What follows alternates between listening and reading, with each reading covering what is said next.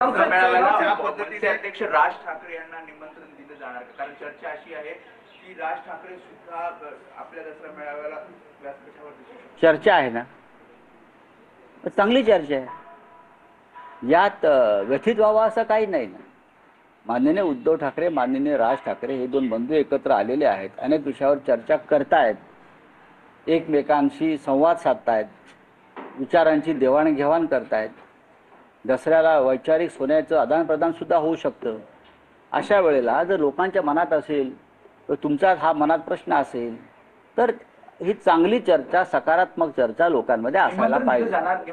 पाहून आमच्या परंपरेने ज्या गोष्टी आम्हाला करायच्या आहेत त्या आम्ही करू.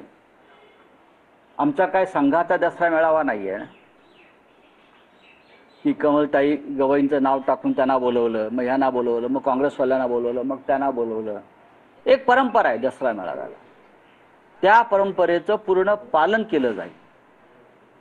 शिवसेनेच्या दसरा मेळाव्याची परंपरा कधीही खंडित होत नाही. ती परंपरा व्यासपीठावरची सुद्धा असते आणि त्या योजनेची सुद्धा असते.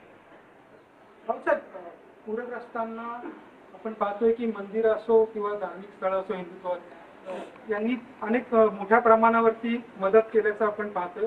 मात्र दुसरीकडे असा सवाल उपस्थित केला जातोय की मुस्लिम धर्माच्या धार्मिक स्थळांकडनं किंवा संस्थांकडनं मदत केली जाते. हा प्रश्न येऊ शकत नाही. हे काम सरकारचं आहे, मदत करणं हे काम सरकारचंच आहे.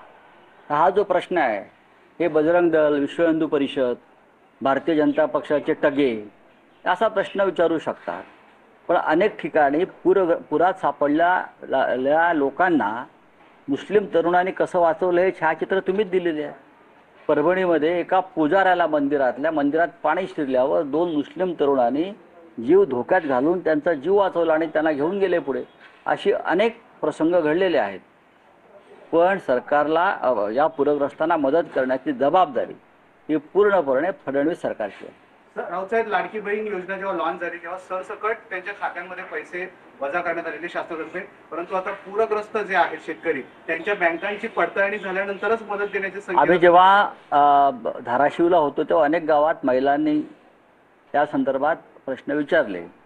त्यांचं म्हणणं आहे की आता आम्हाला गेल्या 3 महिन्यापासून पैसे मिळालेले नाही. अनेक वृद्ध महिला आहे त्याच्यामध्ये, आणि आता आम्हाला सरकारचे पैसेही नकोत, आम्हाला मदत द्या पुराची. चलिए, कुछ है आपका तो छोड़ दीजिए. पूरग्रस्तांना मदत करण्याची जबाबदारी पूर्णपणे फडणवीसांची असं संजय राऊतांनी या ठिकाणी म्हटलेलं आहे. राज्यामध्ये अतिवृष्टी असताना मुख्यमंत्री दिल्लीला